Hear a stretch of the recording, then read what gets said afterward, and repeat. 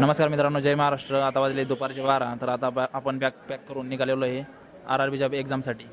आपला RRBचा पेपर आलेला आहे हैदराबादला.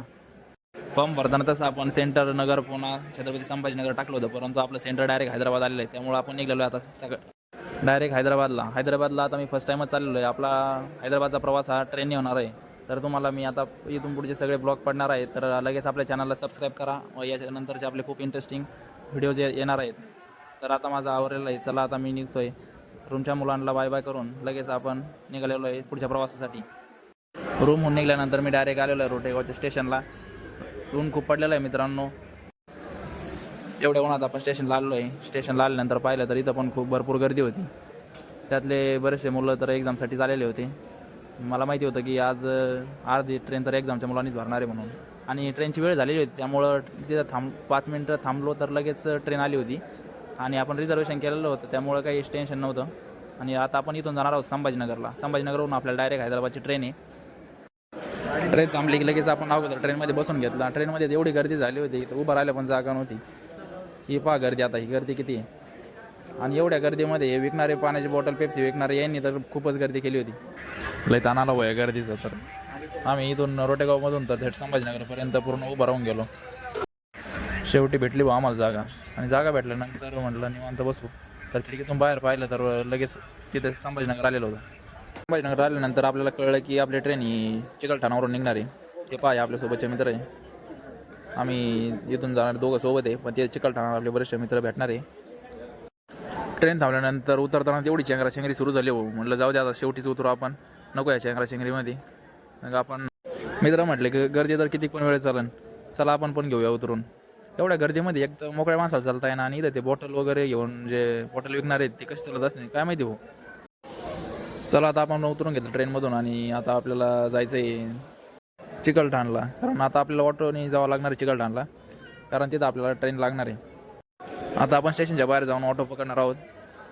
मित्रांनो, आपले इथून पुढचे ब्लॉग खूप इंटरेस्टिंग आणि कॉमेडी राहणार आहेत, कारण आपल्यासोबतचे जे मित्र आहेत ते खूप कलाकार आहेत. कारण तुम्हाला लगेच समोर त्यांची पण ओळख करून देतो.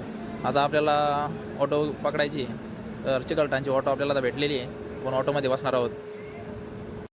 ही जी समोर दिसते ती ऑटो आहे आपली. आपण आता या ऑटोमध्ये बसणार आहोत.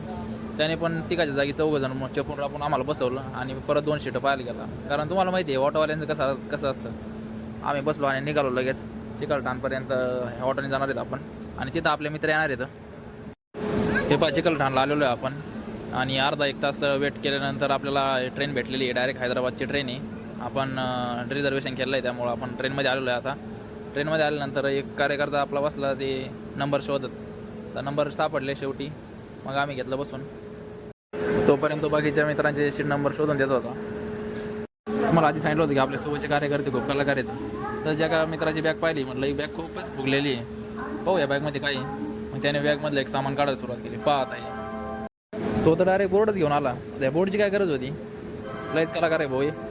बरं हेच नाही, एवढंच नाही, आणखी पहा, आणखी तो आता एक सामान काढून दाखवणार आहे आपल्या बॅगमध्ये काय काय आणलं आहे. हे पहा आता पावडर, आणखी काय आहे, वॅसलीन, लोशन, कांगवा. याचे तर फार पोरीच्या वरचे नखरे झाले भाऊ. बस आता एवढंच राहिलं होतं. हे पहा आता आरसा.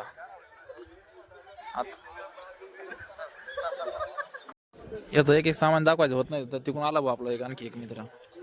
तो तर येतानाच मॅजिक पाटी पेन्सिल घेऊन आला. तो म्हटलं तुम्ही आता पेपरला चालले ना, चला तुमचा अभ्यास घेतो. तर तो पहा कसा आमचा अभ्यास घेतो.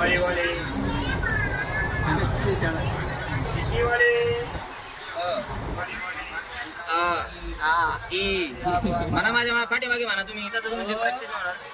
तुम्ही शांत बसा थोडं. याला काय म्हणत्या, के याला के. हे ऐका, शाळा आपल्याला सगळं काही शिकवते, पण आपलं कोण हे काही शिकवत नाही. आपलं कोणीच नाही, आपला फक्त मेहंदीचा कोण. लावा 2दा धुवा 3दा. तर मित्रांनो, आजचा आपला ब्लॉग कंप्लीट झाला आहे. ब्लॉग कसा वाटला हे मला कमेंटमध्ये नक्की सांगा, आणि पुढल्या ब्लॉगसाठी आपल्या चॅनलला लगेच सबस्क्राईब करून ठेवा. असेच आपले इंटरेस्टिंग ब्लॉग येत राहणार आहेत. आता उद्या आपल्याला हैदराबादमध्ये उतरायचं, तर पाहू हैदराबादमध्ये काय घडतं ते.